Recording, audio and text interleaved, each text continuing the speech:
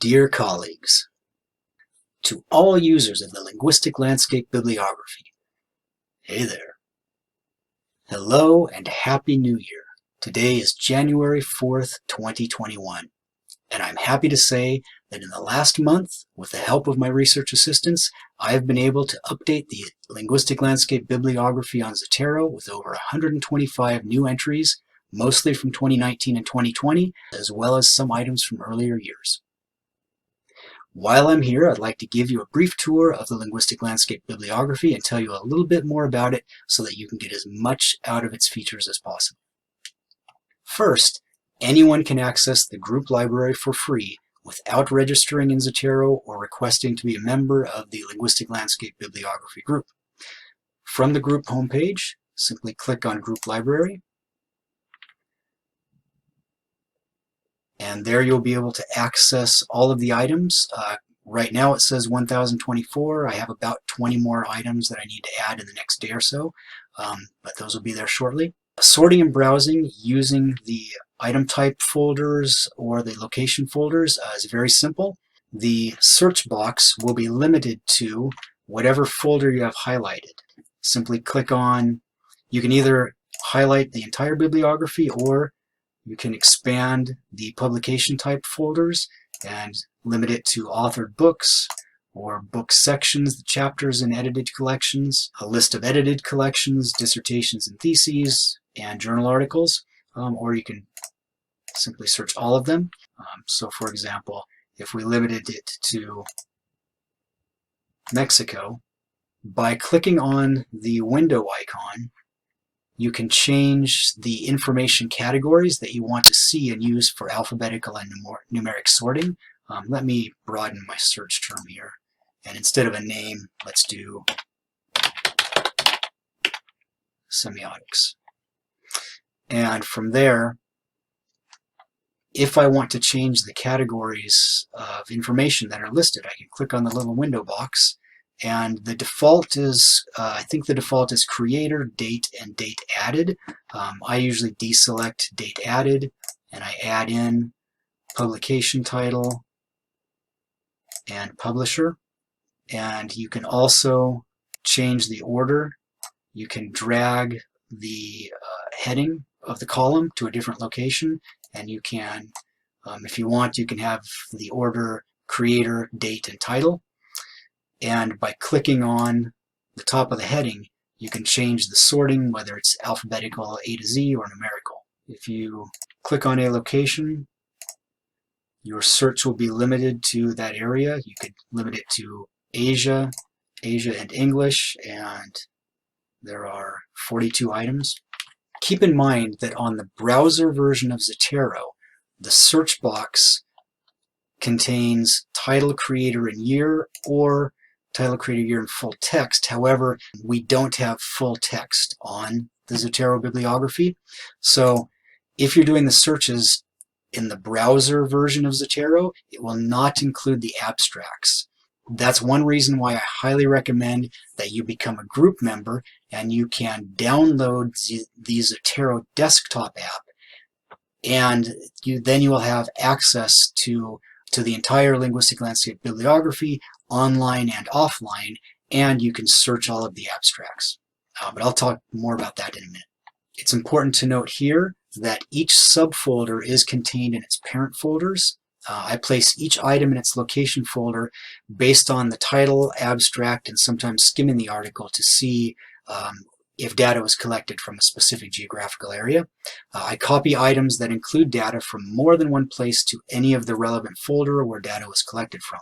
If you have an item selected and highlighted so that you can see the publication information and the abstract, if you hold down on the Control key on your keyboard, on the left-hand side, it will highlight any folders that the article is contained in. Regarding locations, I should note that publications such as introductions to an edited collection or an introduction to a special issue of a journal, or ones that are primarily concerned with methodological or theoretical issues with no data sample from specific locations, will not be put into a location folder. When one item is selected, you can see the publication information and below it the abstract, and keywords, but you can also click on the DOI or URL, which will take you to the publisher's website for the particular item. So I almost forgot one of the most important features of the LLBibUpdate. If you are looking at items and you select one or more of them, you can Shift select for multiple items and Control select. The upper left icon is for export, and it has several different export formats that you can use to export these into a file that you can upload into these different applications. Or you can create citations. This would be the in-text citation. Or you can create a list of references that then you can copy to your clipboard and paste at the end of your paper. So you're wondering, what are the advantages of registering on Zotero and becoming a group member? The main advantage is that then you can download the desktop version of Zotero and sync your desktop version to the group library. Here is what the desktop version of Zotero looks like. It's a separate app that you can open, and if you are a group member, when you download and you start Zotero, you will have your own personal library, and if you go to Edit and Preferences, you'll get a window that allows you to link your account to your group account and automatically sync, which will then automatically give you the group library and the Linguistic Landscape Bibliography. And in this form, you have a little bit more control over what things look like. And when you do searches, you can search for all fields and tags. And so in this case, now you can search the abstracts, which I think is much more helpful. And you can use it for offline searching. As a group member, you are a non-editing member, so you will be able to see anything that's here in the group library, but you will not be able to make any changes to it.